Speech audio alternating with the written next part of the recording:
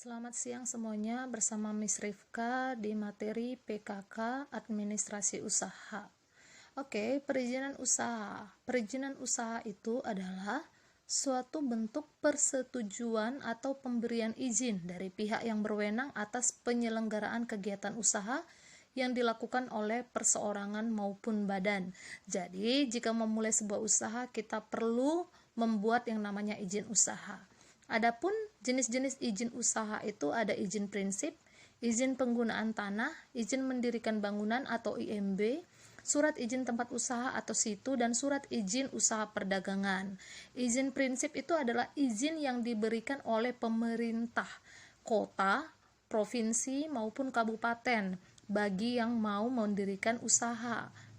Kemudian langkah-langkah dalam mengurus perizinan usaha ada membuat akta perusahaan, membuat surat keterangan domisili usaha, mengurus NPWP perusahaan, mendapatkan surat keputusan, mengurus SIUP, dan mengurus tanda daftar perusahaan atau TDB. Nanti satu-satu Miss akan jelaskan ya, dimana untuk membuat akta NPWP, SIUP, dan situ itu macam-macam syarat-syaratnya.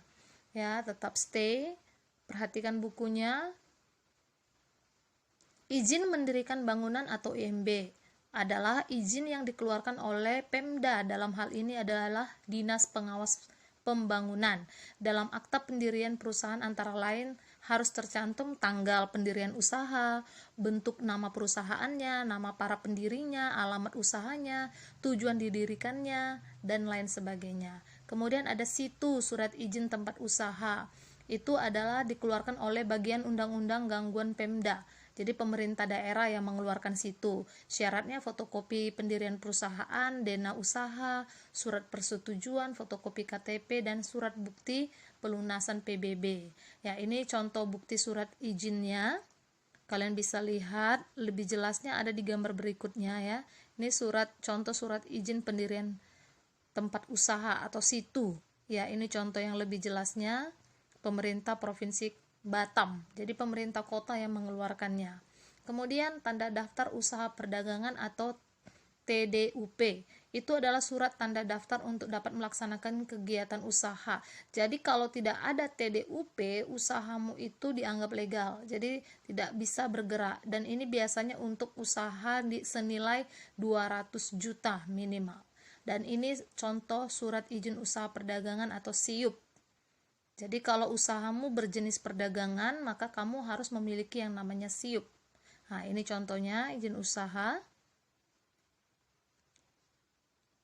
Perhatikan ya, ini contoh izin usahanya. Kemudian setelah kamu mendapatkan itu, kamu wajib mempunyai NPWP. Apa itu NPWP? Itu adalah sarana dalam administrasi perpajakan yang digunakan sebagai tanda pengenal diri atau identitas wajib pajak.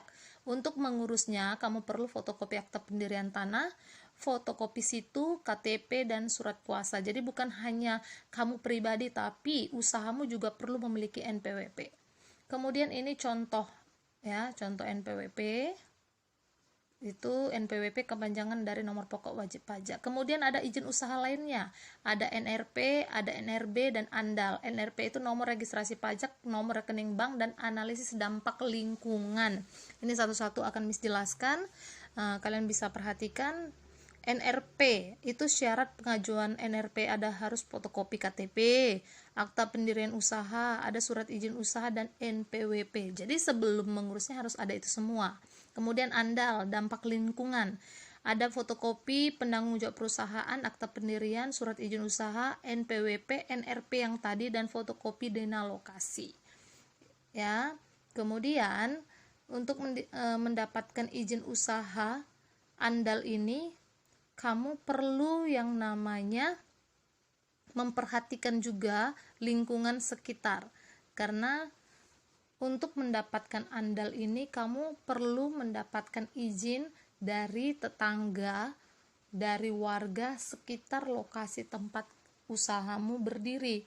Karena kalau tidak seperti itu, biasanya ANDAL ini kamu nggak akan dapat ya, analisis dampak lingkungan. Jadi diteliti apakah usahamu itu berdampak terhadap lingkungan, contohnya memiliki limbah yang merusak lingkungan atau mungkin menghasilkan suara yang membuat keributan atau kebisingan bagi lingkungan, seperti itu. Oke, sekarang kita masuk ke toko online. Toko online itu wajib memiliki izin ya. Prosesnya itu bisa melalui yang namanya OSS. Ya, OSS itu adalah singkatan dari Online Single Submission. Jadi, untuk mendirikan usaha online itu juga perlu izin ya, karena pengisian informasi untuk pengajuan izin usaha itu tertera pada Peraturan Pemerintah Nomor 24 Tahun 2018. Jadi untuk mengisinya juga secara online. Jadi untuk mengisi OSS ini juga dilakukan secara online. Ini terhitung mulai tanggal 28 tahun 2018 yang lalu. Proses pertama itu dimulai dengan pembuatan akta pendirian. Ini juga dengan cara online. Kemudian pihak yang berhak mengajukan perizinan, ya siapa pihak yang berhak ini adalah pemerintah daerah. Kemudian lembaga OSS itu mengeluarkan izin operasional komersial ya, itu diterbitkan oleh OSS.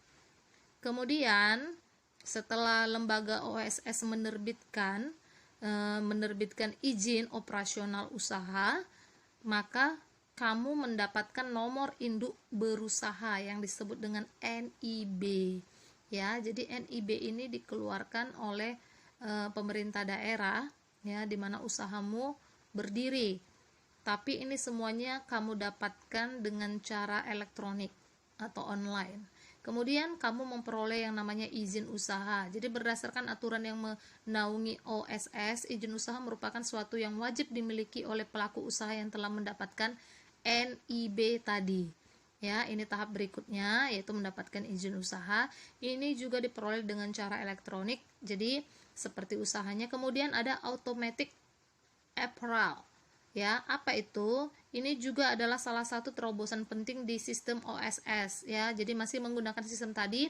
Sebelum adanya OSS, untuk pengajuan izin usaha bisa memakan waktu berminggu, tapi sekarang sudah sehari juga siap. Kemudian izin lingkungan, ini hampir sama seperti ANDAL tadi ya.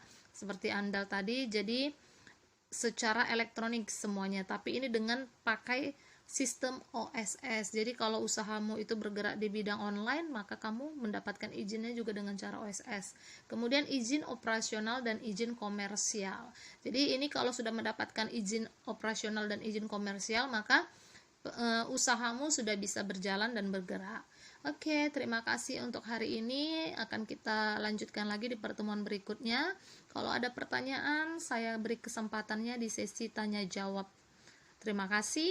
Dan untuk tugasnya itu tetap dilanjut bagi yang sudah mengumpulkan dan mengirimkan. Miss Ripka ucapkan terima kasih.